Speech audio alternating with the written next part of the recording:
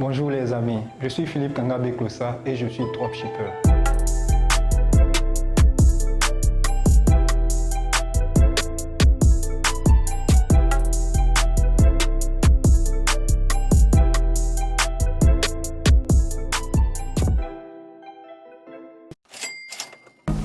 L'état d'esprit que doit avoir un Africain qui fait du dropshipping en Europe depuis l'Afrique.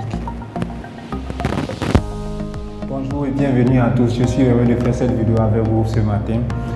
J'ai envie de parler de mindset aujourd'hui parce que j'ai commencé l'aventure, il y avait plein de personnes et puis aujourd'hui je constate de plus en plus que des jeunes Africains commencent à baisser les bras.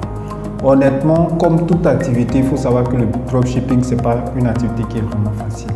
Et si tu n'as pas ce qu'on appelle l'état d'esprit ou le mindset, tu vas abandonner assez rapidement. De la même façon tu vas arriver, c'est de la même façon que tu vas repartir. Il faut savoir que le dropshipping, ce n'est pas du tout facile, non seulement déjà au niveau des Européens parce que c'est un sport très compétitif, sinon une activité de compétition déjà en Europe, mais mieux, sinon pire pour l'Africain. Nous sommes en Afrique et on a déjà une première barrière à l'entrée, c'est-à-dire on n'a pas accès en fait, aux différents moyens de paiement au système international qui est mis à disposition des Européens, des Américains. Donc il faut vraiment être armé de courage, avoir de la patience, être déterminé pour pouvoir dire qu'on veut faire du dropshipping lorsque on est en Afrique. Prenons simplement un exemple similaire. Regardez dans les championnats ou bien dans les sports de haut niveau en Europe. Généralement, il y a des Africains qui arrivent à dominer. Si vous leur posez la question de savoir comment est-ce qu'ils ont fait pour arriver à un tel niveau, ils vous diront que j'ai travaillé 8 fois plus qu'une personne lambda ou bien 8 fois plus qu'un Européen. C'est ça le secret. Donc, chers frères africains, vous qui êtes dans le dropshipping, vous qui êtes dans le e-commerce, moi, je vais vous inviter ce matin à ne pas baisser les bras. Voilà, ne baissez pas les bras. Moi, j'ai eu des difficultés, beaucoup de difficultés même. J'ai dépensé vraiment beaucoup d'argent pour pouvoir asseoir ma structure et pouvoir me lancer.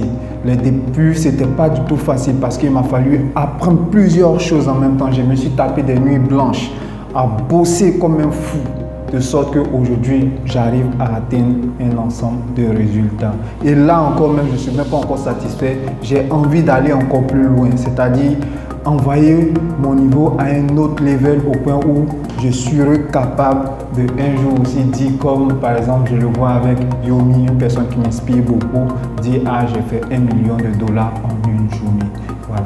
Donc, c'est pour moi une occasion de vous dire encore, il y a encore de la place, il y a encore des choses à faire dans le dropshipping surtout, que ce soit depuis l'Afrique ou bien que ce soit de l'Europe vers l'Afrique, il y a des choses à faire. Et ces jours qui arrivent, je vais vous présenter en fait un ensemble de vidéos qui vont vous montrer qu'il est possible de faire du dropshipping même en Afrique.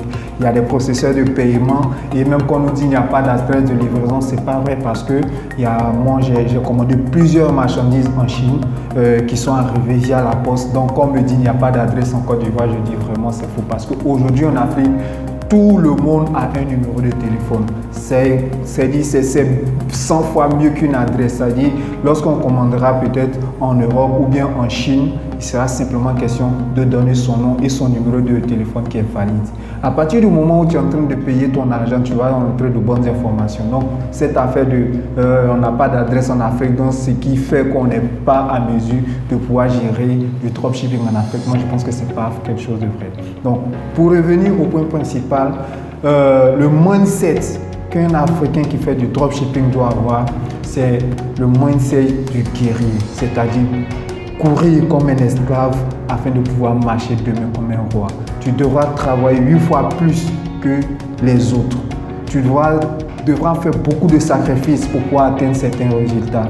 Et si ce n'est pas le cas, tu vas te retrouver à abandonner puis demain dire le dropshipping ne marche pas, le dropshipping ne marche pas. Le dropshipping, il marche. Il faut simplement avoir les bonnes méthodes, les bonnes stratégies et puis être une personne très déterminée, une personne très organisée et une personne qui veut vraiment faire cette activité. C'est seulement à ce prix-là que tu vas réussir à avoir tes premiers résultats. Donc je ne vais pas faire vraiment long cette vidéo.